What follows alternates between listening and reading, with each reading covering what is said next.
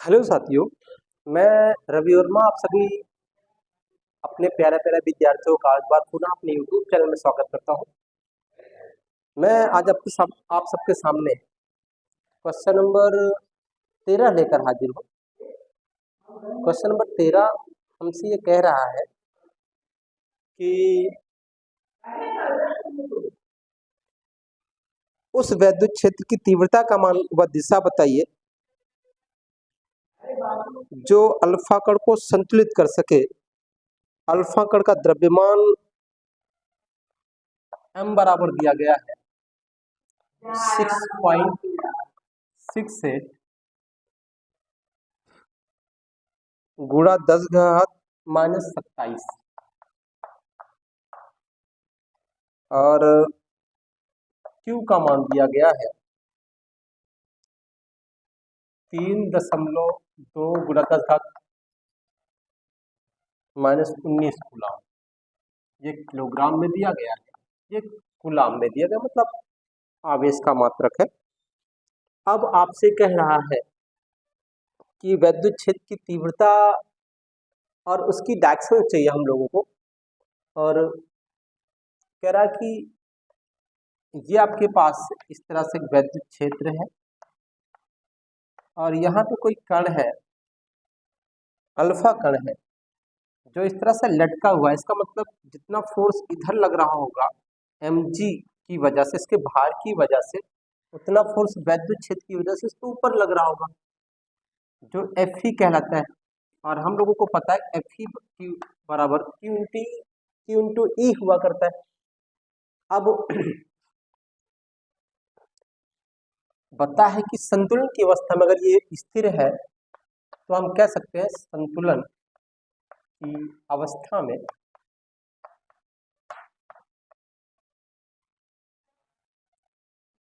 QE बराबर mg, और E की वैल्यू हम लोगों को चाहिए mg बटा Q। बात सिंपल सी बात है।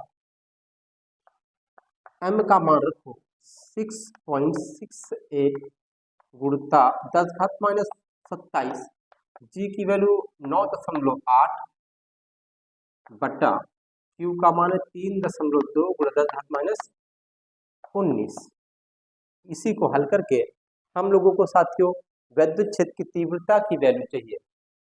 मैं इसको आप सबके लिए इजी बनाने का प्रयास करता हूँ, मैं इसको इरेज कर रहा हूँ। आपको वैद्युत क्षेत्र जो फोर्स लग रहा है, आप वही वैद्युत क्षेत्र की तीव्रता की डायरेक्शंस है। जिधर फोर्स की डायरेक्शंस होगी वही वैद्युत क्षेत्र की तीव्रता की डायरेक्शंस जो इस पर उत्पन्न हो रहा है। ऊर्ध्वाधर ऊपर की ओर दिख रहा था, ऊपर की ओर रहेगा भी। ठीक, मैंने यहाँ 0 लगाया, और 0 लगाने के बाद आपको यह समझ आया होगा कि 2 अंक बाद पॉइंट यहाँ पे भी है, यहाँ पे भी मैंने इस पॉइंट को इस पॉइंट से काट दिया। अब मेरे पास बचा ऊपर 668, नीचे 320, और एक चीज और, ऊपर 9.8 और कुछ पावर में बच रहा 10⁻⁻27 और फिर इंटू 10⁻⁻19, कुछ इस तरह से। चल 668, क्या करूं 2 से भाग दे दूं, 3 3 8 और 1 1 2 एकम 2 2 छंगे 12 0 160। तो ये 2 छंगे 12 2 एकम 3 सही है, कट गया। और इजी हो सकता हो जाए, 2 एकम 2 2 छंगे 12 2 18, 2 एकम 2 2 छंगे 12 2 18, 80 और काट दो 49 40। अब मेरे पास जो बचा 169 गुणा 4.9 बटा 40 गुणा 10⁻⁻8, ये ऊपर गया तो प्लस हो गया होगा, तो 19 से 20 27 -8 ये बचा। ठीक साथियों, अब कटने का कोई सवाल नहीं है। मैं एक काम करता हूँ, 0 को ऊपर लेके जाता हूँ, 9 हो जाएगी माइनस की। ठीक है, मैं इस दोनों को गुणा कर लेता हूँ। 169 गुणा 4.9 9 9 81, हाथ 1, हाथ है 8, 9 9 छक 54, 54 4 4 62, 2 6 9 9 6 15, 4 9 36 के 6 3 और 4 6 24 3 27, 2 4 3 4 2 6। ठीक है, मेरे पास बचा 1 6 2 8 7 5 12 6 1 7 1 8, तो 82 81 ऐसा कुछ गुणा करने पर मिल रहा मुझे 82 81, एक अंक और पॉइंट लगा देता हूँ और यहाँ 40 लिखता हूँ, 10 घात माइनस 8 लिखता हूँ। ठीक, मैं इस चीज़ को इरेज करता हूँ, आप लोग नोट कर लीजिएगा इस चीज़ को। और मैं आपको बता दूँ क्वेश्चन नंबर 13 है फिलहाल।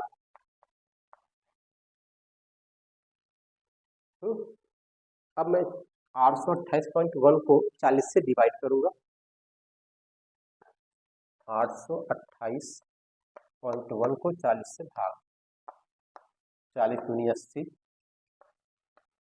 2 कट गया, 8 उतरेगा, भाग नहीं जा रहा है,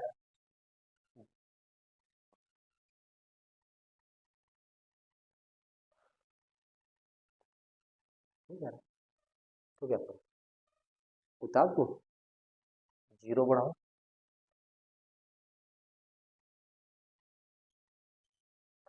एक अंक निकाल लो, उतार लो, क्योंकि 2 एक अंक तो है ना, लेकिन उस अंक को उतारने के लिए पॉइंट भी बीच में आ रहा है, तो इस पॉइंट को यहाँ ले जाएंगे, फिर अंक को लेके आएंगे।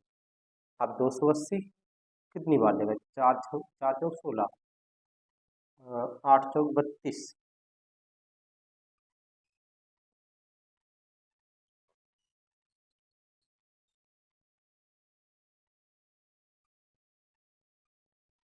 अच्छा आएगा, 281 बन रहा है, 40 है मेरे पास, 40 3 चौक 12, 120, 4 चौक 16, 160, 5 चौक 20, 200, 7 चौक 28, 7 बार कट गया, छोड़ो लगभग इतना बहुत है।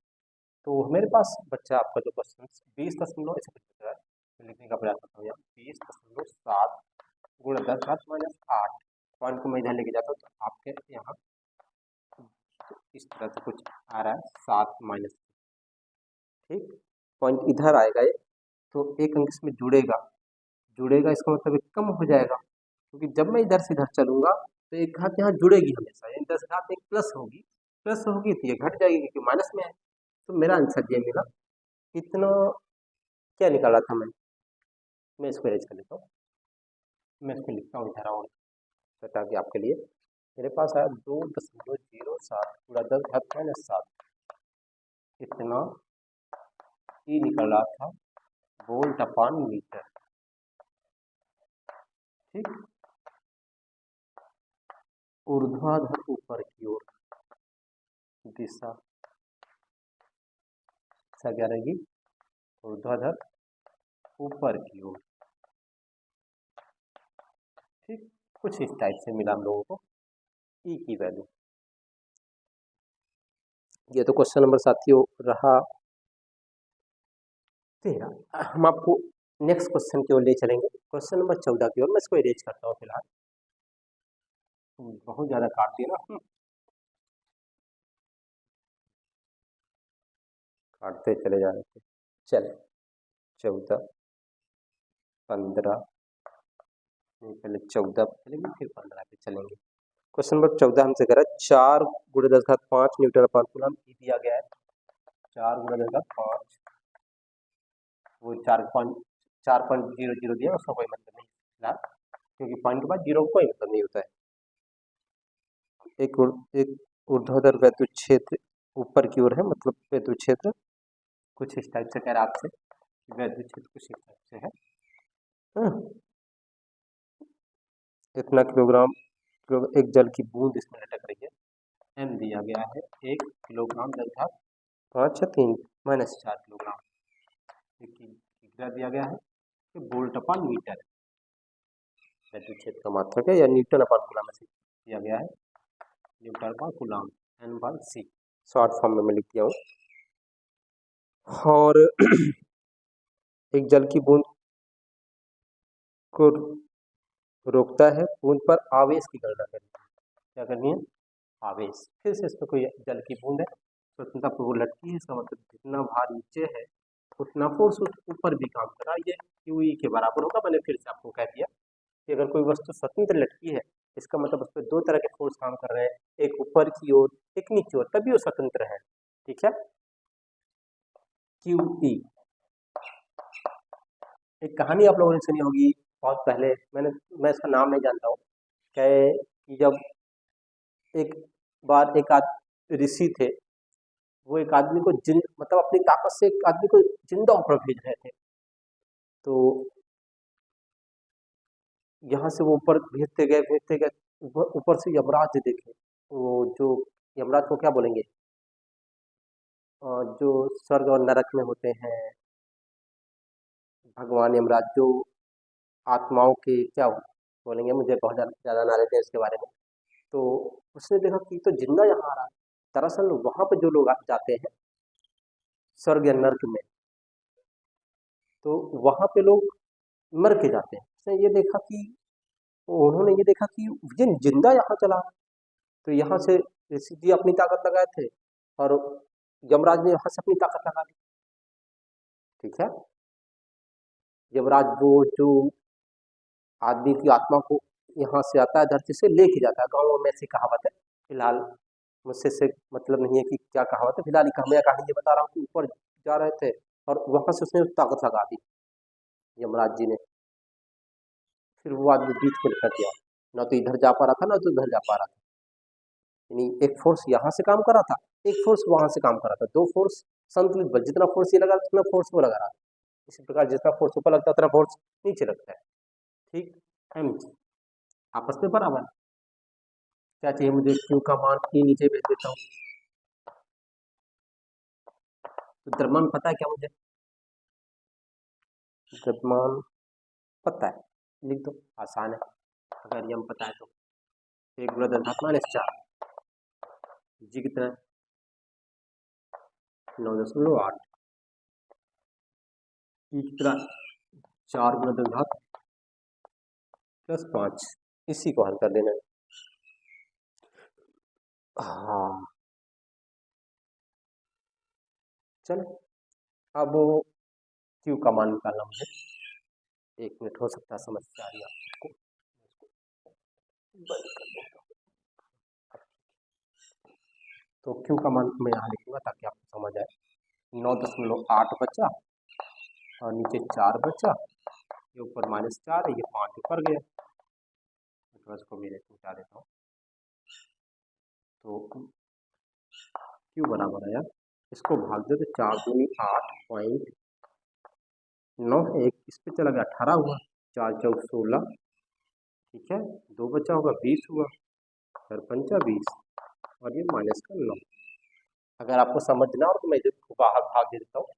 9.8 को 4 से, 4 दूनी 8, एक बचा, पॉइंट बढ़ाओ कि पॉइंट है, फिर 8 उतार लो, 4 चौक 16, 2 उतारो, 0 बढ़ा लो, पॉइंट बढ़ाइए, 4 पंचे 20, ये कुछ है 2.45 × 10⁻⁹ कूलम, इतना फोर्स आवेश आया। ये क्वेश्चन नंबर 14 रहा। हम लोग, मैं आपको 15 की ओर ले चलूँगा, क्वेश्चन नंबर 15 की तरफ। मैं इसको इरेज करता हूँ और आपको 15 नंबर की ओर ले चलता हूँ।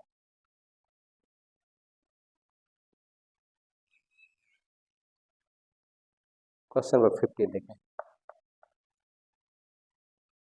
लिखा है 500 न्यूटन अपॉन कूलम के वैद्युत क्षेत्र में 10⁻⁴ सेंटीमीटर त्रिज्या को जल की एक बूंद स्वतंत्र रूप से वायु में लटकी है, जल की बूंद के आवेश की गणना कीजिए। बहुत आसान सा क्वेश्चन है। ई बराबर दिया है 500 न्यूटन प्रति कूलम, और क्या दिया गया? बहुत गर्मी है फिलहाल। आर दिया गया इस बार 4 × 10⁻⁻, 10 10⁻⁴ सेंटीमीटर। मैं इसको मीटर में कन्वर्ट कर देता हूँ, तो एक और 10⁻², अब ये मीटर में बदल गया साथियों, ये अब इससे मैं लिख सकता हूँ 10⁻6 मीटर। ठीक, ये आर हो गई। और क्या चाहिए हम लोगों को, बस लटकने वाली बात कर रहा था, मैं फिर से वही लगा दूँ, संतुलन की अवस्था में, संतुलन की अवस्था में उसमें जो फोर्स लगेगा क्यू ई, वो उसके भार के बराबर होगा। मुझे चाहिए क्या निकालना, क्या था, ई दिया गया तो क्यू निकालूंगा, फिक्स है। हाँ वो निकालना। इस बार मुझे द्रव्यमान नहीं पता है, क्या नहीं पता है, ये तो पता रहता है, ई पता है, ये दिया गया। इस बार मुझे द्रव्यमान नहीं पता। एक नंबर दिया गया आर, और आपसे कहा है जल की बूंद, जल की बूंद गोल होती है, कैसी, गोल, पूरी तरह से ठोस, है ना। तो अगर जल की बूंद गोल होती है तो मैं द्रव्यमान का घनत्व बराबर लिखता हूँ, घनत्व बराबर द्रव्यमान बटे आयतन, लिखता हूँ द्रव्यमान बटे आयतन। तो द्रव्यमान बराबर हो जाएगा, ये इधर आएगा, तो घनत्व गुणे आयतन। ठीक, घनत्व लिख देता हूँ, क्यू बराबर घनत्व गुणा आयतन, किसका आयतन, गोले का आयतन, इंटू जी बट्टे ई 500। ठीक, अब जल का घनत्व क्या पता है, क्या आपको पता, तो लिख लो, फिक्स होती है 1000, आयतन 4/3 पाई आर क्यूब गुणे जी 9.8 बटे 500, 1 2 100 कट गया। क्यू बराबर 10/10 गुणे 4 बटे 3 गुणा 5, ये नीचे है भाग, पाई की वैल्यू 3.14, आर की वैल्यू 10⁻⁶। मैं इसको मिटाऊंगा, थोड़ा ध्यान दीजिएगा, क्या 3 पावर, कितनी, 3 पावर -6, और 9.8 ही है पहले से। ठीक, अब देखो,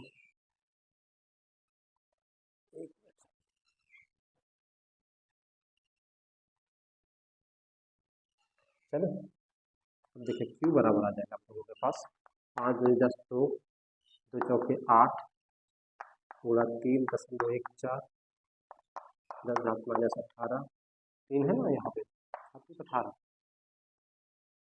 3 बार लिखेंगे हम इसको, तो 6 6 6 18 हो जाएगा, 9.8, ठीक है, पूरा का बटे 3। ठीक,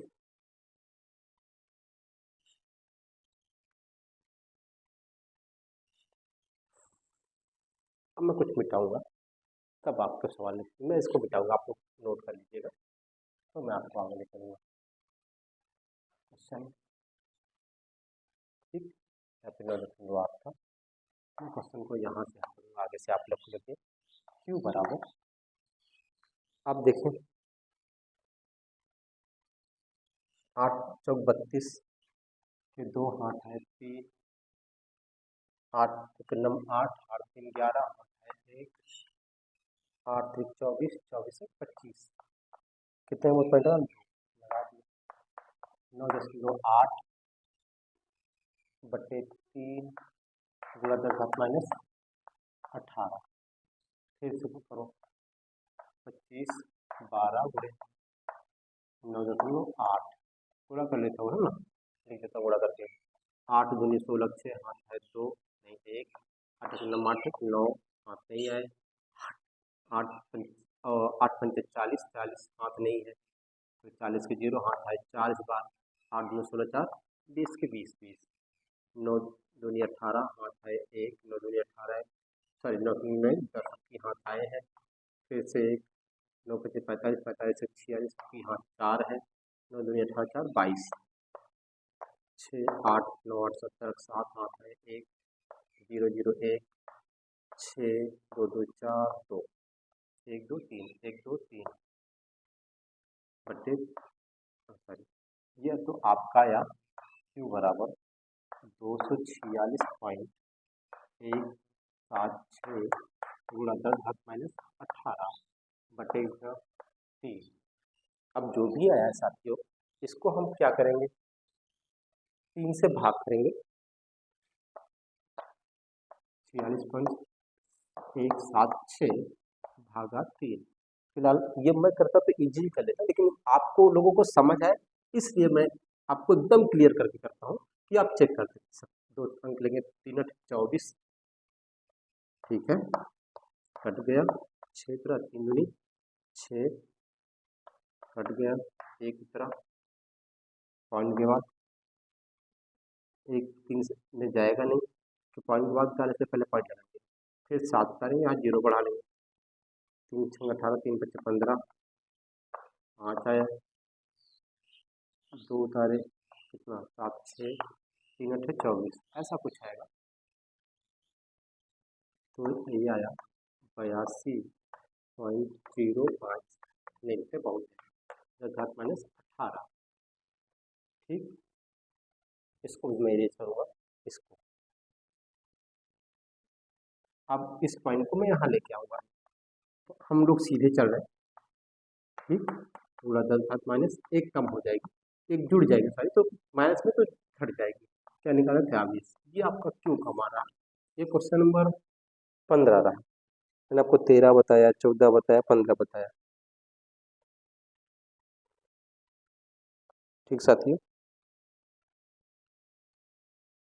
तो धन्यवाद। नेक्स्ट क्वेश्चन देखने के लिए मेरे नेक्स्ट वीडियो में आप लोगों को मिल जाएंगे, और इस क्वेश्चन को पूरा पूरा देख के समझिए और समझकर लोगों को शेयर करिए, और उन लोगों तक ये वीडियो पहुंचाइए साथियों जिनको इसकी बहुत ज़्यादा रिक्वायर है। Thank you.